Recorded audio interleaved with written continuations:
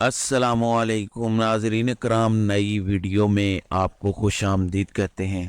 عمران خان مسلسل سرخرو ہو رہے ہیں۔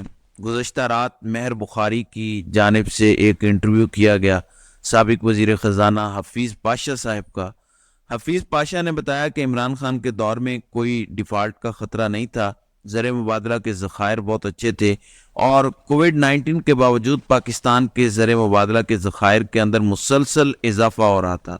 لہذا یہ جو گفتگو چلی کہ ہم نے معیشت کو بچانے کے لیے، ریاست کو بچانے کے لیے سیاست کی قربانی دی، پاکستان دیوالیہ ہونے لگا تھا، یہ سب جھوٹ اور بکواس تھا۔ یہ سابق وزیر خزانہ حفیظ پاشا نے انکشاف کیا ہے۔ پھر 2 دن پہلے آپ کو پتہ ہے کہ اے آر وائی پر محمد زبیر نے کہا تھا کہ عمران خان کے دور میں جو ایکسچینج ریٹ تھا 175 روپے تک کا، وہ سٹیبل تھا اور آپ کے پاس ریزرو بھی 16 ارب سے زیادہ کے پڑے تھے۔ لہذا اگر فروری مارچ کے اندر جب وہ عدم اعتماد والا ڈرامہ ہوا تھا، الیکشن ہو جاتے تو ملک کی یہ حالت نہ ہوتی۔ پھر اس کے بعد رات کو ہی اے آر وائی پر عبدالعلیم خان آئی پی پی کے صدر نے انٹرویو دیا وسیم بادامی کو۔ انہوں نے سوال کیا کہ یہ جو جلسے ہوتے ہیں اور یہ جو الزام ہے کہ ایجنسیاں بندے لے کر آتی ہیں، عمران خان کے جلسے کے اندر ایجنسیوں نے عمران خان کو پروموٹ کیا، یہ جو کہا جاتا ہے کہ 2011 کا جو جلسہ ہوا تھا یہ بھی ایجنسیوں نے کروایا تھا۔ اس پر علیم خان نے کہا، میں 10 سال سے زائد پی ٹی آئی میں رہا ہوں اور جتنے بھی جلسے ہوئے ہیں 2011 سے لے کر آگے جو 4 بڑے جلسے ہم نے مینار پاکستان پر کیے تھے، ان سب کا انچارج میں تھا۔ انہوں نے کہا کہ بے شک میں نے پی ٹی آئی چھوڑ دی، میں نے الگ جماعت بنا لی، سخت مخالف ہوں، اب میں عمران خان کا کھلم کھلا مخالف ہوں، لیکن کوئی بھی جلسہ پیسوں کے زور پر نہیں ہو سکتا، کوئی بھی جگہ نہیں بھری جا سکتی۔ ایجنسیاں بندے لے کر آئے یا پیسے دے کر لائے، جلسہ گاہ نہیں بھری جا سکتی۔ لوگ اپنی مرضی اور جذبے کے تحت پی ٹی آئی جلسے میں آتے ہیں۔ اگر بریانی کھلا کے لوگوں کو لے بھی آئے تو وہ صرف آتے ہیں 10-15 منٹ کے لیے، اس کے بعد وہ مطلب پورا کر کے نکل جاتے ہیں۔ تو یہ پاسبل ہی نہیں ہے کہ ایسے لوگ آ جائیں۔ تو عمران خان کا جتنا بھی کراؤڈ تھا وہ سارا جینون ہوتا تھا۔ ناظرین کرام، عمران خان کی طبیعت اڈیالہ جیل میں اس وقت ٹھیک نہیں ہے۔ بتایا جا رہا ہے کہ عمران خان کی طبیعت سخت خراب ہے۔ اب انہوں نے اسلام آباد ہائی کورٹ کے اندر بالآخر توشہ خانہ اور 190 ملین پاؤنڈ جو نیب ریفرنس ہے اس کی ضمانت بعد از گرفتاری کے لیے اسلام آباد ہائی کورٹ سے رجوع کیا ہے۔ کل میں نے آپ کو بتایا تھا اسلام آباد ہائی کورٹ کے اندر جیل ٹرائل کو کالعدم کرنے کے حوالے سے جو درخواست دی گئی ان دونوں کیسز کی، اس میں جو نیب نے جواب جمع کروایا اس کی بیس پر یہ سارا مقدمہ، یہ سارا ٹرائل اڑ سکتا ہے، جیل ٹرائل والا، کیونکہ نیب کے پاس یہ اختیار نہیں۔ یہ جج صاحب نے خط لکھنا تھا وفاقی حکومت کو، اس کی بیس پر جیل ٹرائل ہونا تھا۔ تو اب ان دونوں کیسز کے اندر عمران خان کی ضمانت کے لیے اسلام آباد ہائی کورٹ سے رجوع کر لیا گیا ہے، کیونکہ ٹرائل کورٹ نے ضمانت مسترد کر دی تھی۔ تو اب یہی 2 کیسز ہیں جن کا ٹرائل عمران خان کے خلاف چل رہا ہے۔ بظاہر سائفر بھی چل رہا ہے۔ سائفر کے اندر آج سفیر اسد مجید پیش ہوئے، انہوں نے گواہی دی ہے۔ ظاہر ہے اسد مجید کی ڈونلڈ لو سے ملاقات ہوئی تھی، انہوں نے سائفر لکھا تھا اور اس سے پہلے وہ بیان میں کہہ چکے ہیں کہ سائفر میں دھمکی یا سازش جیسے الفاظ کا کوئی حوالہ نہیں تھا، یعنی خود ہی کہا کہ ڈی مارچ کریں، خود ہی سائفر لکھا کہ ایسا ایسا ہو گیا ہے، ڈی مارچ کریں۔ انہوں نے ایسی زبان استعمال کیوں کی دھمکیاں میں، لیکن گواہی میں بیچاروں نے کہا کہ ایسا نہیں ہوا۔ بہرحال آج پھر اسد مجید کی سائفر گیس کے اندر گواہی ہوئی ہے۔ تو 2 کیسز جو توشہ خانہ کے حوالے سے ہیں، یہ نیب کے ریفرنسز ہیں، ان کے حوالے سے اسلام آباد ہائی کورٹ سے رجوع ضمانت کے لیے ہو چکا ہے۔ پھر آج سپریم کورٹ کے اندر بڑے کیسز کی سماعت ہوئی، 2 بڑے کیسز تھے۔ ایک تو جج شوکت عزیز صدیقی کی برطرفی کے حوالے سے، پھر قاسم سوری جو ایم این اے بنے اور اس کے بعد ان پر الزام لگا تھا کہ یہ جعلی ووٹوں سے آئے ہیں، دھاندلی سے آئے ہیں، تو انہوں نے اس پر سٹے لے لیا تھا اور اس سٹے کی بنیاد پر انہوں نے باقی عرصہ گزارا۔ پہلے شوکت عزیز صدیقی کیس میں جو ہے وہ بڑا واضح کیا ان کے وکیل نے قاضی صاحب کے سامنے کہ ایک تقریر کی بنیاد پر بظاہر ان کو ہٹا دیا گیا، اسٹیبلشمنٹ کا پریشر تھا۔ کسی جج کے خلاف جب کوئی شکایت ہوتی ہے، مس کنڈکٹ ہوتا ہے، تو سپریم جوڈیشل کونسل کے اندر معاملہ جاتا ہے، لیکن ان کے خلاف کوئی کمیشن، کوئی سپریم جوڈیشل کونسل، کسی پروسیجر کو فالو نہیں کیا گیا، ڈائریکٹ ہی انہیں ہٹا دیا گیا۔ بہرحال یا انہیں بحال کیا جائے یا فیصلہ کالعدم کیا جائے یا پھر اس حوالے سے جوڈیشل کونسل بنایا جائے, باقاعدہ انویسٹیگیشن تو ہو.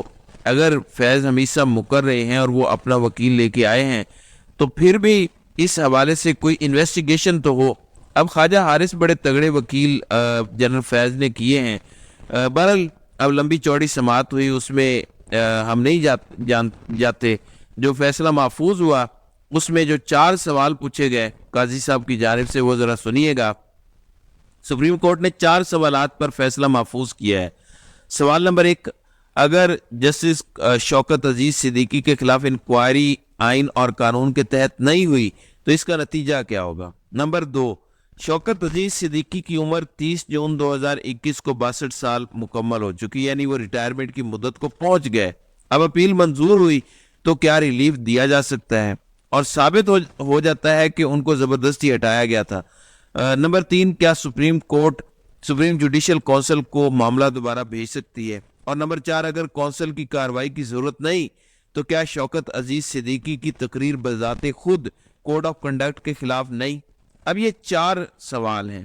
اب مطلب ان کی ریٹائرمنٹ کی مدت پوری ہو گئی. اب اگر وہ حق سچ پر نکل آتے ہیں, ثابت ہو جاتا ہے کہ ان کی جانب سے فیض حمید اور اسٹیبلشمنٹ پر جو الزام وہ لگا رہے تھے وہ درست ہیں, تو پھر وہ تو ریٹائر ہو گئے, ان کی مدت تو پوری ہو گئی. اب کیا ہو سکتا ہے؟ جو سب سے بڑا سوال ہونا چاہیے قاضی صاحب, ISI نے جنرل فیض حمید نے اگر یہ ثابت ہو جاتا ہے کہ ان کے کہنے پر ایک جج کو عہدے سے ہٹایا, ججوں کو خریدنے کی کوشش کی, ججوں کو کنٹرول کرنے کی کوشش ہوئی, تو وہ جو خرید رہے تھے, وہ جو ججوں کو ہٹواتے ہیں, وہ جو ججوں کے فیصلے لکھواتے ہیں مبینہ طور پر, یا جنہوں نے ججوں کو بلیک میل کیا, ان کا کیا ہوگا؟ یعنی ان کو سزا نہیں ہوگی, ان کے لیے کوئی قانون نہیں ہے, کھلی چھٹی ہے انہیں. پھر آج قاسم سوری والے کیس میں قاضی صاحب بڑے جذباتی نظر آئے. قاسم سوری ملک میں آئینی بحران کی وجہ بنے. قاسم سوری نے حکم امتناع لے کر پوری اسمبلی مدت کو انجوائے کیا. اب کہہ رہے ہیں کہ اسمبلی ختم, کیس غیر مؤثر ہو گیا. قاسم سوری پر کیوں نہ آئین شکنی کی کارروائی کا حکم دیا جائے. حکم امتناع لینے کے بعد مقدمہ سماعت کے لیے مقرر نہیں کرنے دیا گیا. سپریم کورٹ کے اندرونی سسٹم کے ساتھ ہیرا پھیری کی گئی اور وکیل نعیم بخاری نے آگاہ کیا کہ قاسم سوری کا مقدمہ دیگر کیسز کے ساتھ عدالت نے یکجا کر دیا تھا. تو چیف جسٹس نے برہمی کا اظہار کرتے ہوئے ریمارکس دیے کہ کون سا مقدمہ لگنا ہے کون سا نہیں, سپریم کورٹ میں پہنچنے والے لمبے ہاتھ ختم کر رہے ہیں. معلوم ہے مقدمات کیسے یکجا کیے جاتے ہیں. سپریم کورٹ نے قاسم سوری کا مقدمہ مقرر نہ ہونے اور سٹے برقرار رہنے پر رجسٹرار کو نوٹس کرتے ہوئے 3 ہفتے میں رپورٹ طلب کر لی. عدالت نے قاسم سوری کے حریف لشکر رئیسانی کو بھی نوٹس جاری کر دیا اور انہوں نے کہا کہ کیوں نہ ہم قاسم سوری کے خلاف آرٹیکل 6 کی کارروائی کریں. اب اس پر نعیم بخاری نے بڑا زناٹے دار تھپڑ رسید کیا قاضی صاحب کو. قاضی صاحب نے کہا کہ میں 1982 سے قانون پریکٹس کر رہا ہوں, سب جانتا ہوں کہ کیا ہوتا ہے. تو نعیم بخاری نے کہا کہ میں 1972 سے, یعنی آپ سے بھی 10 سال پہلے سے ہائی کورٹ کا وکیل ہوں, کچھ چیزیں پہلی بار سن رہا ہوں جو سپریم کورٹ کے اندر تماشے ہو رہے ہیں. بہرحال اب قاضی صاحب کا امتحان ہے, وہ اپنے آپ کو ہر روز ایکسپوز کر لیتے ہیں. جب بھی پی ٹی آئی کا کوئی معاملہ ان کے سامنے آتا ہے تو ان کا خون کھولنے لگتا ہے, ان کو آئین یاد آنے لگتا ہے, آئین کا آرٹیکل 6 یاد آنے لگتا ہے, اور جب اسٹیبلشمنٹ اور جرنیلوں کی بات آتی ہے تو ادھر ہی سہم کر دبک کر کسی کونے میں چھپ جاتے ہیں. بہرحال جاوید ہاشمی جو کل پی ٹی آئی کے حق میں دستبردار ہوئے, آج کہتے ہیں کہ عمران خان جیل میں بیٹھا ہے, مگر جب وہ بولتا ہے تو ایوان اقتدار کے در و دیوار کانپنے لگتے ہیں. اور پھر سہیل وڈیچ نے بھی آج آرٹیکل لکھا, انہوں نے کہا کہ ایک باجوہ کا ڈاکٹرائن تھا, اب جنرل عاصم منیر کا ڈاکٹرائن آ گیا ہے. باجوہ ڈاکٹرائن کے اندر سیاسی پارٹیوں کو کہا جاتا تھا کہ یہ ہمارا اثاثہ ہیں, جبکہ آج وہ سیاسی پارٹیاں توڑی جا رہی ہیں, انصاف نہیں ہو رہا, ڈنڈے کے ذریعے پورا ملک چلانے کی کوشش ہو رہی ہے, عوام کے دلوں میں مسلسل نفرت بڑھتی جا رہی ہے. تو ہمیشہ تو انہوں نے بھی نہیں رہنا. تو انہوں نے کہا کہ نہ باجوہ کے تجربے سے کچھ ملا, اس تجربے سے بھی کچھ حاصل نہیں ہوگا. اور پھر آخری خبر سن لے بڑے دھیان سے, پی ٹی آئی نے انٹرا پارٹی الیکشن دوبارہ کروانے کا فیصلہ کر لیا. جی وہ انٹرا پارٹی الیکشن جس کی بیس پر قاضی صاحب نے پی ٹی آئی سے انتخابی نشان بلا چھین لیا تھا. اب خبر یہ آئی ہے کہ 8 فروری سے پہلے الیکشن سے پہلے پی ٹی آئی نے انٹرا پارٹی الیکشن کروانے کا فیصلہ کر لیا ہے. سینیٹر علی ظفر نے اس کی تصدیق بھی کی ہے, کیونکہ جو الیکشن کے 3 دن کے اندر اندر شرط ہوتی ہے کہ آزاد امیدوار کسی بھی جماعت کے ساتھ آ سکتا ہے، تو اس سے پہلے پی ٹی آئی چاہتی ہے کہ انٹرا پارٹی الیکشن کروا کے اپنا انتخابی نشان واپس لے لے، تاکہ کوئی قانونی جواز باقی نہ رہے اور ہارس ٹریڈنگ اور یہ جو منڈی لگ سکتی ہے کوئی ایسی صورتحال نہ بنے۔ تو ناظرین اکرام، آپ کی اس ویڈیو کے حوالے سے کیا رائے ہے؟ آپ اپنی رائے کا اظہار کامنٹ سیکشن میں ضرور کیجیے گا۔